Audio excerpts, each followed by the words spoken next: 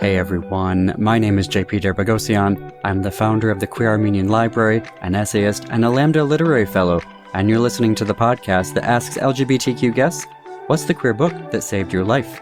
And what does saved mean? It can mean a lot of different things. Perhaps it's the book that gave you the language to come out, or it was the book that helped you begin your gender affirmation, or it helped you navigate homophobia in your family, or sometimes, like today, it reveals a queer love story that took place in your neck of the woods.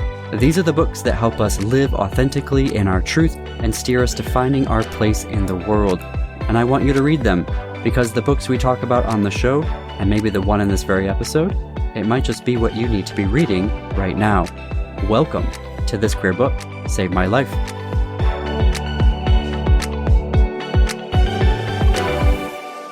On the fourth day of the voyage, Matthiessen decided to speak more candidly about sex. Presumably, he felt a spark of attraction to Cheney. Later, after an evening of stargazing on deck, Matthiessen brought Cheney into his cabin to give him a good night snack of a pear. Then he summoned all his courage and jumped in. Quote, "I know it won't make any difference to our friendship, but there's one thing I've got to tell you," he said by way of awkward preface. Referring to his days at the Hackley School, he declared, "I was sexually inverted." Matthiessen described the miraculous moment that followed. The munching of the pear died away. There was perhaps half a minute of the most heavily freighted silence I've ever felt. Then, in a faraway voice I never heard, came the answer, "My God, feller, you've turned me upside down. I'm that way too." We're listening to a reading from the book A Union Like Ours, the love story of F.O. Matthiessen and Russel Cheney. So sexually invert was another way of saying gay back in the early 20th century. As for feller, it's kind of like, well, our version of dude or man or pal. The author of A Union Like Ours is our guest today, Scott Bane. My pronouns are he, him, and I have an eclectic background. I'm a program officer at the John A. Hartford Foundation that focuses on health and aging. I've worked in other charitable foundations before that, and I've always been a writer. It has been a avocational pursuit. Our episode is in 2 chapters. Part 1, a love letter at the breakfast table. I was reading the New York Times one morning at the breakfast table that I share with my then partner, David, now husband, and was reading a book review of a book about gay men at Harvard entitled The Crimson Letter. And it was in The Crimson Letter that Scott discovered the book that saved his life, American Renaissance by F.O. Matthiessen. Actually, the full title is American Renaissance, Art and Expression in the Age of Emerson and Whitman. And it's exactly what it sounds like. Published in 1941, it is a book of literary scholarship that is now considered a classic analysis of America's 5 great writers of the 19th century: Emerson, Thoreau, Hawthorne, Melville, and Whitman. Now, as a literary nerd, I'm all for an academic literary book. But this show is about life-saving books. So what was Scott seeing in it? It characterized American Renaissance as a love letter from Matthiessen to Cheney. And I was like, oh, come on, you've got to be kidding. That just, it's just like, what do you mean? A book of scholarship, a love letter? No, that's not right. But it made me curious enough to go and check out the book at my local public library. And when I did, opening it up to the very first page, in the author's acknowledgement, it's place-stamped Kittery, Maine. And my parents' first house was in Kittery, Maine. And I was like, oh my God, what does Kittery, Maine have to do with this story? And that got me started.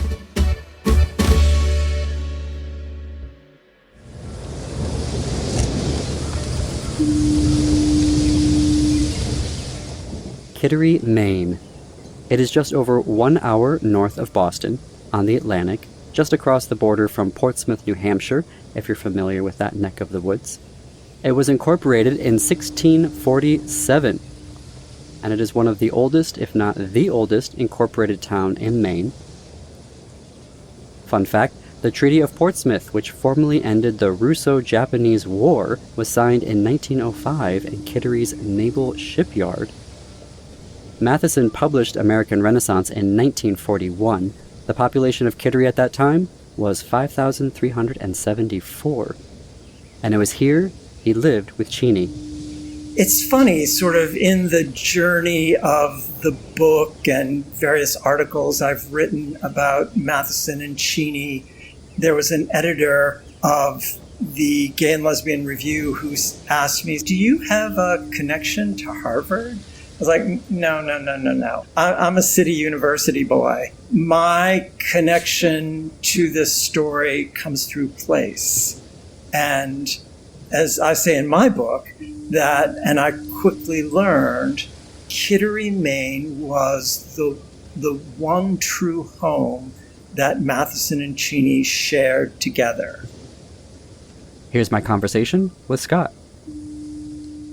So if I had found a book by this titan of scholarship, I mean, Matthiessen basically created an academic discipline, American Studies, and if I had found out that he lived in my backyard and was gay married, it would have blown my mind.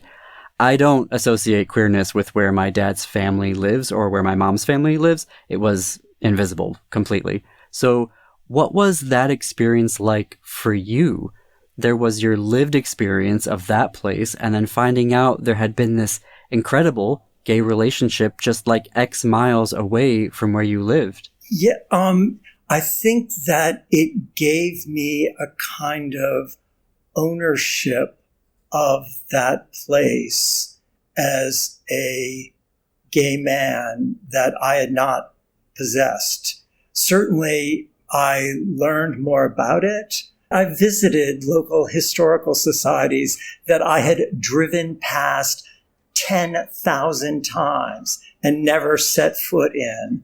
And now suddenly there were things there that mattered to me because there was a little local newspaper called the Kittery Press. And this paper is not going to be available digitally anytime soon, I guarantee you. But they had copies. And Matthiessen had articles that appeared in there, and there were articles that appeared about the two of them. And it was fascinating. Did you know Matthiessen prior to reading about him in the Times? I did not, and I was kind of annoyed by that because I had my pre-Civil War American Lit class and had gotten along well with my professor, and we had a very cordial relationship, and but I guess I never quite got to this. Oh, and I even asked her if she would recommend some supplemental books to read, and she recommended a book by one of Mathiessen's colleagues at Harvard, Perry Miller. I don't recall the specific title, but she didn't recommend Matthiessen. And, it took that article or that review in the New York Times to set this chain of events in motion. Take me through reading it for the first time. What was that like? Oh, let's see. Where do I begin? Well, I'll start with the image I have. I was working in philanthropy, and my job had summer hours, which meant it was closed on Fridays, which was a really nice perk. And I would take a little sand chair, one of those little lawn chairs. I would take that to Central Park, and I would sit in Sheep's Meadow. No, not Sheep's Meadow. I would sit in Strawberry Fields, which is the portion of the park that Yoko Ono created in memory of John Lennon after he was shot. And I would sit and read this book. And I see myself with a pencil in my mouth, because of course I chewed on pencils, and loving it. He he wrote the kind of cultural history that I liked so much as an undergraduate, really the intersection of literature and history. I loved that. And then there were little breadcrumbs through the forest about American Renaissance being a queer book. I would say my favorite chapter in the book was the chapter or the section on Melville. I would also say that Melville is probably my favorite 19th century American writer out of all those famous writers you listed at the beginning. Matthiessen discusses this definitely queer story, Billy Budd. Reading that, I thought, oh my God, he gets it. The book was published in 1941. He's writing in the mid to late 1930s. He gets it. Oh, and the other thing that was really interesting to me about him is that Matthiessen, he was a political activist on behalf of organized labor. So he was really good on socioeconomic equality. And it was so interesting to me that he was so good on that, but would not go near the homosexuality in a more self-assertive way, such as we take for granted now, and kind of coming out and all of that. Sort of, he just would not go there. And yet he was so good on the things that I think we as a society are less good on now. Mm-hmm. I do want to explore that. But first, the breadcrumbs. I want to hear more about the breadcrumbs. So you read American Renaissance, described Mathiessen's love letter to Cheney. Were you starting to see that as you were reading American Renaissance? Sure. I mean, I think that to the title of your podcast, This Queer Book Saved My Life, not only the substance of American Renaissance, but also the chain of events it started in motion is what I mean by This Queer Book Saved My Life. So that American Renaissance led me to a book of correspondence between Matthiessen and Cheney that was published in 1978 entitled Rat and the Devil, the journal letters of F.O. Matthiessen and Russel Cheney. Again, one of the amazing things about Matthiessen and Cheney's relationship is how incredibly well documented it is. During their lifetimes, they exchanged roughly 3,100 letters with each other. Wow. Yeah, wow is right. Yale University's Beinecke Library currently holds Mathiessen's papers. Interestingly, though, as Scott told me, when Matthiessen died, he left his and Cheney's house not to a family member, but to Lewis Hyde, a Skull and Bones brother. Now, Lewis was a straight guy working in finance, but he's the one that ends up collecting the 3,100 gay love letters, editing them, and publishing them with a small press in Connecticut. That book is Rat and the Devil, Journal Letters of F.O. Matthiessen and Russel Cheney. Now, Rat and the Devil. I asked Scott, why is it called Rat and the Devil? Rat and the Devil were Matthiessen and Cheney's. Both of them were in Skull and Bones, which is this very prestigious secret society at Yale. Rat and the Devil were their Skull and Bones nicknames. Apparently people who are in Skull and Bones, and I have this from a book about Skull and Bones. Cheney was Rat and Matthiessen was Devil, and apparently Little Devil, is a name reserved for the shortest member of the particular cohort of Skull and Bones members. So Matthiessen was Little Devil for his class. At least that's what I've pieced together based on what evidence I was able to find. I totally brought some some props, such as a copy of American Renaissance, but I did not bring Rat and the Devil, of course. But one of the letters that I'm thinking of is he writes to Cheney early on that and I'm paraphrasing, but that there have been other unions like ours, which is where I take the title of my book, that there have been other unions like ours throughout history is obvious, but we cannot learn from them. We must create everything ourselves, and creation is never easy. I was like, oh my God, that's gorgeous. I was reading in the prologue to your book that you were seeing parallels between your relationship and theirs. Can you share more about that? Sure. Matthiessen and Cheney were 20 years apart, and my husband David and I are 15 years apart. So that too was another point of congruence with their story. It's like, oh, I kind of get this. Longtime listeners know that I'm in a poly relationship, but what they probably don't know is that my partners are 24 and 25 years older than me. Oh, wow. So my question for you is, how have you navigated that? And how did you see it coming up in the letters between Matthiessen and Cheney? Oh, sure. I'll work backwards with your questions. How did I see it come up in the letters? The main thing is that Matthiessen seemed much more idealistic. So, for example, at one point in the letters, Matthiessen he's in love, and he wants to tell his friends about his relationship with Cheney. And he's in love, and that love will not be denied, and he is going to tell their friends about it. And Cheney is much more worldly and more experienced, and presumably more aware of the legal consequences of doing something like that, were this to become public knowledge.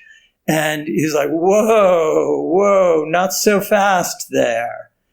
And in the end, Matthiessen did tell some of their friends, and they had, which I write about in my book, kind of varying reactions. Some of them were supportive, even though it was the mid to late 1920s. And in terms of my own relationship, I think that our age difference has become less of a difference as we've both gotten older.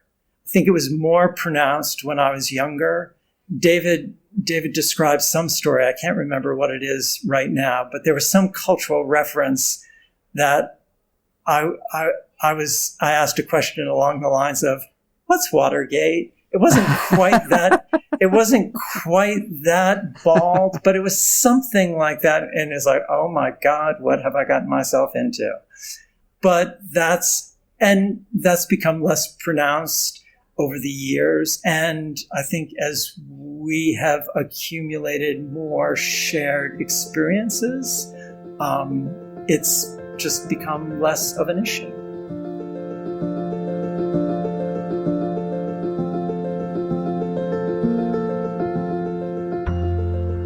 Part 2 of our story starts in just a few seconds. First, though, if you want to buy F.O. Mathiessen's American Renaissance and Scott's A Union Like Ours, you can purchase them at our bookshop. We actually have Scott's book on sale right now. In addition to these queer books, we're also selling new releases from Lauren Groff, Naomi Klein, Nicholas Sparks. We've got this year's bestsellers plus banned books and critically acclaimed LGBTQ books. And almost all of them are on sale right now. And as they say, which is true, some of these deals won't last. Visit bookshop.org/shop/thisqueerbook. And now, part 2 of our story. Do the dead choose their biographers?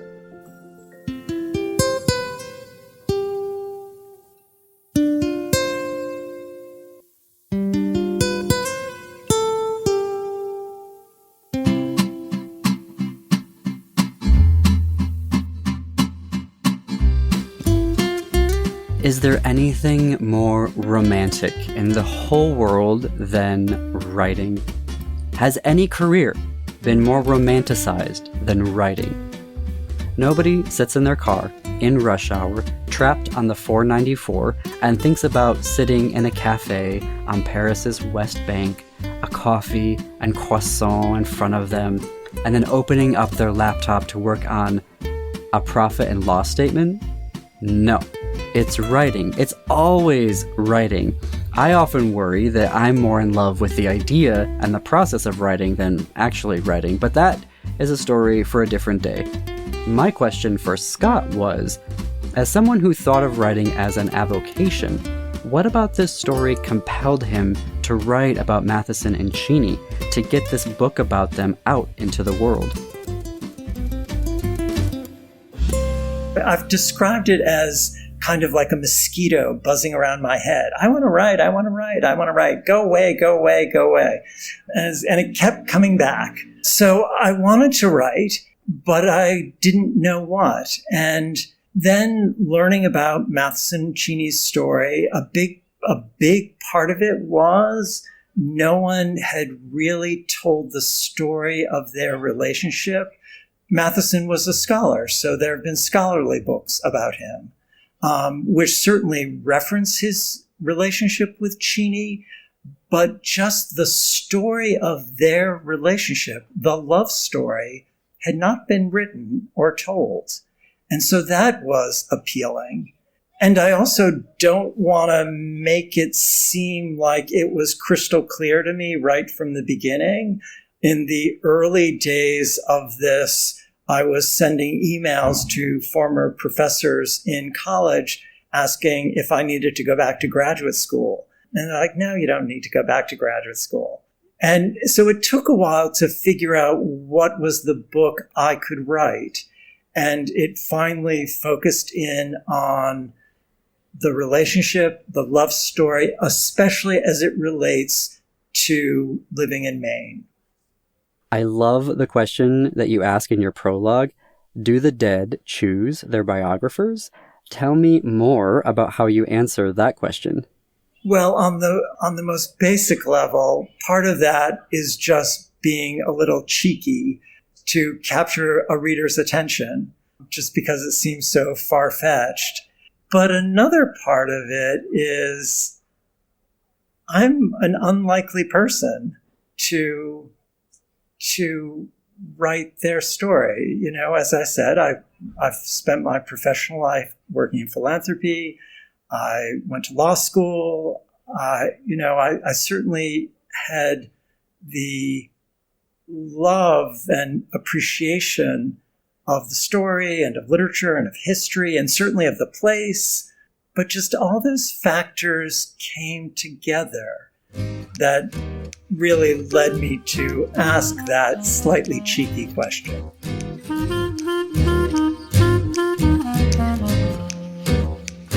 Scott's worked on this project for many years, as you can imagine. In the early days, he went up to New Haven, Yale, to begin his research by reading and sifting through Mathiessen's letters. He joked with me that some people go to Jamaica for vacation, but he goes to New Haven, Connecticut. And he goes for the adrenaline rush, to come across that piece of writing that is so magical that it opens up your eyes to something new. There was one letter in particular that did just that for Scott, the Oxford letter. Matthiessen wrote it at Oxford University when he was there as a Rhodes Scholar, and in it he's describing how when he was in prep school, he would come into New York City, going to movie theaters to meet men, to discover who he was. And so much of our history hasn't been written down for a variety of reasons, but here was a first-hand account of gay life for a gay young man in the 1920s, what it looked like, what it felt like. I had to keep reminding myself as I was prepping for this conversation with Scott that Matthiessen and Cheney had this open secret of a relationship in the 30s and 40s, and maybe it's my own bias as I think of that time period as a worse time than what we have today, and yet here was this absolutely lovely, charming, and devoted marriage. Of course, as Scott writes, there was a reason for that privilege. There are some extenuating circumstances of this. I mean, they were both from incredibly privileged backgrounds. Matthiessen was a professor at Harvard. Cheney had a trust fund. I mean, the point I make in my book, that neither of them depended on the local economy in Maine for a job. So it was a pretty very unique set of circumstances, which is not to say that they didn't have their own struggles and heartbreaks. I mean, they did too. But part of my fascination with their story is that they did it. They loved one another and they figured out a way to be together. And as alluding to that letter that I referenced earlier, we must make everything up. That's really part of a lot of the American experience. Absolutely. I never get upset about the rich gays. I mean, we get all the money now, right? But where I'm going with that point, though, is how there is this use of capitalism to enforce heterosexuality. Matthiessen and Cheney were able to have that freedom, if you will, because of their independence, essentially, from all the evils of capitalism. But where I want to head with this is about Mathiessen's politics. Today, we've got a lot of Gilded Age behavior going on. We have essentially robber barons again. And I mean, the day that we're recording this one of our most infamous robber barons, the ex-president, just got arrested and indicted in Miami. So can you tell us about Mathiessen's politics? He was very interesting to me politically, in part, for two reasons. One, his support for socioeconomic equality, or greater socioeconomic equality. And he was really clear about it, that what we need as a society is equality of opportunity. And he was really good on and again, he was this incredibly privileged person that it was so interesting to me that he was so good on these issues. That was one part of it. The other thing that was interesting to me about him is that he actually got out there and advocated for the things he believed. He wasn't content to simply write about it, although he did do a lot of writing about his political interest and causes, but he actually got out there and protested and went on investigations into, I'm thinking of, there was a miners' strike he and Cheney spent a lot of time in Santa Fe. Cheney, as a painter, loved Santa Fe. And there was a miners' strike in the mid-1930s in Gallup, New Mexico. And Matthiessen got together with a band of reporters and lawyers, and they went out to investigate. So what actually happened? So he was really committed in that way. And in the days following the aftermath of World War II and the early days of fears of communism, Matthiessen declared himself a socialist and spent time in Eastern Europe teaching students at the Salzburg Seminar in American Civilization. So he did things. Now, that said, I think his politics became more strident after Cheney died in 1945, but he was very committed and willing to spend his time pursuing his ideals. Folks ask, what do I do with my privilege? Well, here, Matthiessen, really great example of that. He is a great example of that. I'm curious, what do you feel would be Matthiessen and Cheney's advice to us today in terms of queer love in the 21st century? What do you think their advice would be to us?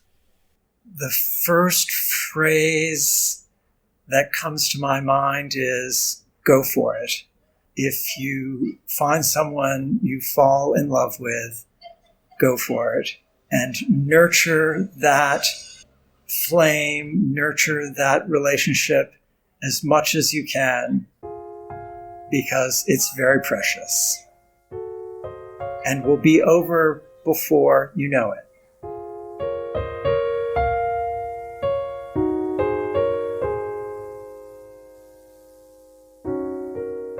Earlier this year, Scott returned to Kittery, Maine. He gave a talk about his book and Matthiessen and Cheney at the local public library in their hometown. You can connect with Scott online through his website scott-bane.com, where you can read an excerpt of A Union Like Ours. To purchase your own copy and to buy Mathiessen's American Renaissance, visit bookshop.org/shop/thisqueerbook. Links in the show notes and on our website. Also, and I highly recommend this, you can view Cheney's paintings online at russelcheney.com. When you're there, go to the gallery, select Portraits. On the top row, at the end, is Cheney's portrait of Matthiessen with their cat, Pansy Littlefield.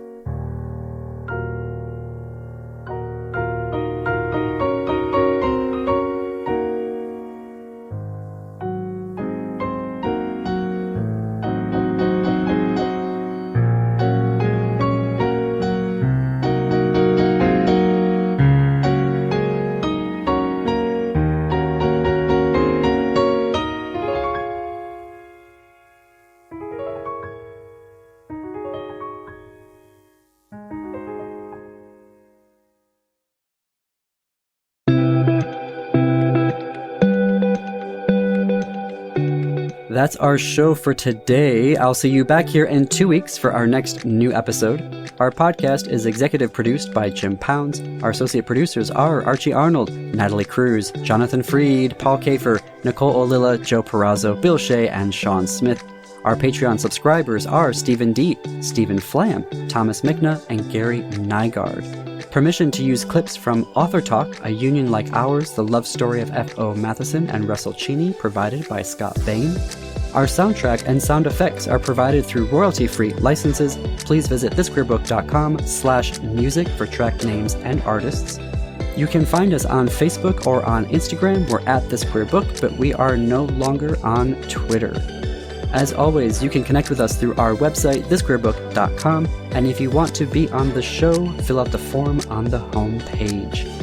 And until our next episode, see you queers and allies in the bookstores.